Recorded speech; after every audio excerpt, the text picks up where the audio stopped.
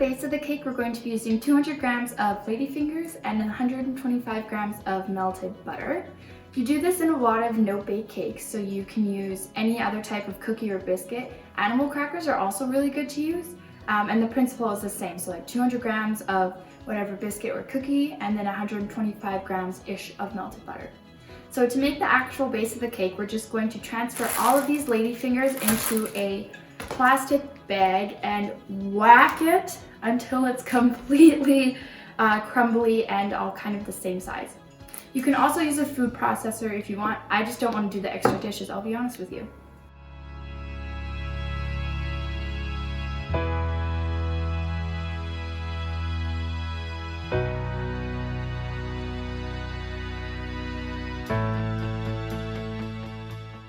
I got impatient, so I'm switching methods.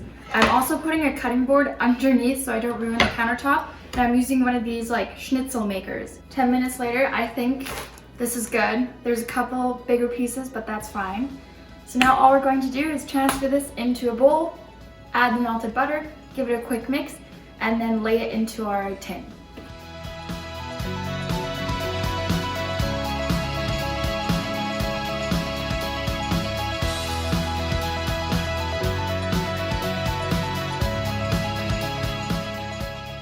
Now you want this to kind of like crumbly dough, so you want every piece of the ladyfingers to be slightly covered in that butter so that it'll stick together right away. So now what we're going to do is transfer it into our tin. Now there's a couple different ways to do this. So I'm just going to be using this one and putting it onto the cake platter that I want it to be served on. But you can also use an adjustable one like this one.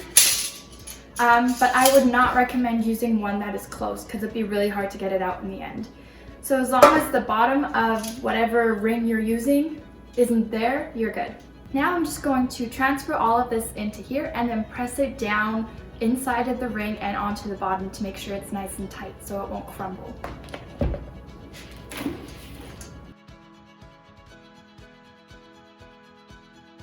Gonna make sure it's kind of even everywhere, and I'm gonna try and not move the ring because it's not very stable.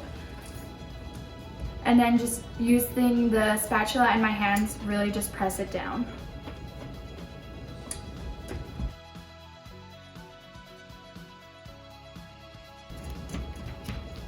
And if you can't find ladyfingers, you can alternatively also just bake your own sponge cake, which is essentially what ladyfingers are.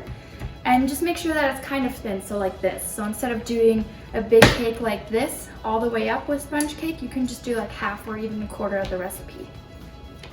I'm just gonna put this on the side and we're going to continue with our filling. For the filling, you're going to need the juice of 1 lemon, 30 grams of sugar, a splash of vanilla, 200 grams of cream cheese.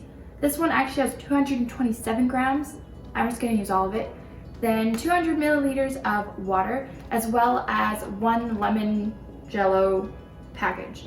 Alternatively, you can also use gelatin and then juice like 3 or 4 lemons, and it will roughly be the same.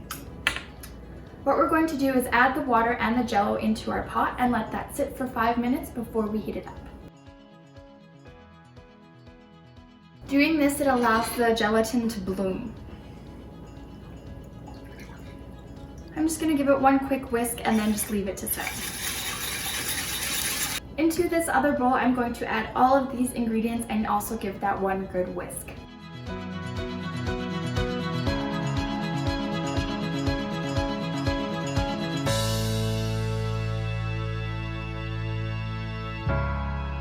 And just try to whisk it until there's no more clumps of cream cheese like there is in this one.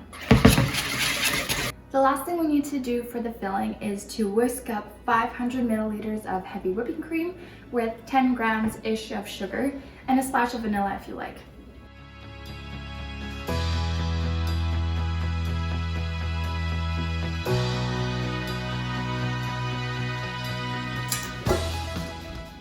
You want your whipped cream to be kind of stiff like this, but not too stiff, because else the butter and the cream can separate.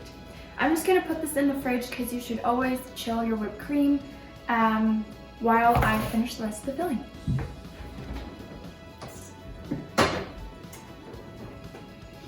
I've just heated up the Jello. Important to note is that you never want anything with gelatin in it to boil because that will ruin the gelatin and whatever you're making won't actually thicken up.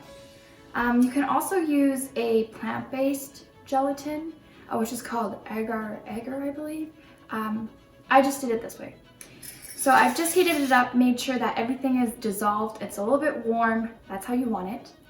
Now I'm just going to temper this. So I'm going to add a little bit of this cream cheese filling into the Jello and mix it around and just add a little bit more and then eventually transfer it all over.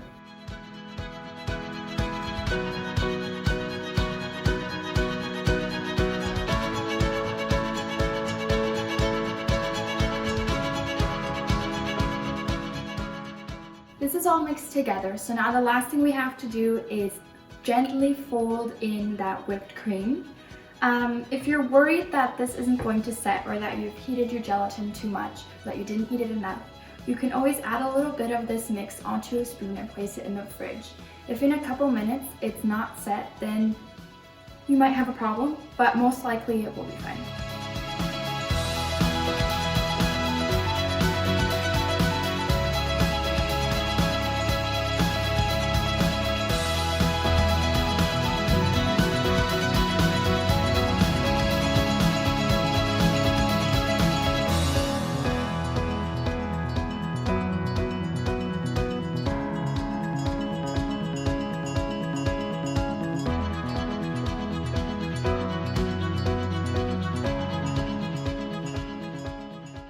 Try to smooth out the top to the best of your abilities, and then we're going to put this in the fridge for a minimum of 4 hours, but ideally overnight. And then tomorrow we're just going to finish decorating and it's ready to eat.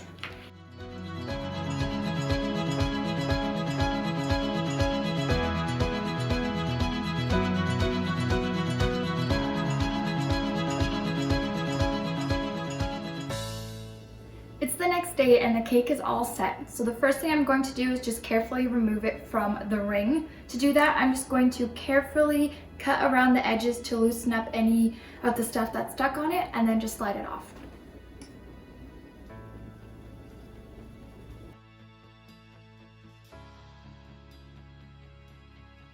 For the decoration for this cake, I've already whipped up some whipped cream and I'm just going to be using a round piping tip. I've also cut up some lemon slices into sixths, and then I've also got some more crushed ladyfingers. There's many different ways to decorate now, and you can totally do it however you want. I can insert a picture of how I did it last time because I'm going to do it a little bit different this time. So for today, I think all I'm going to do is make a little ring of these ladyfingers, kind of like an inch into the cake, and then pipe on some whipped cream and then just decorate with a couple lemon slices.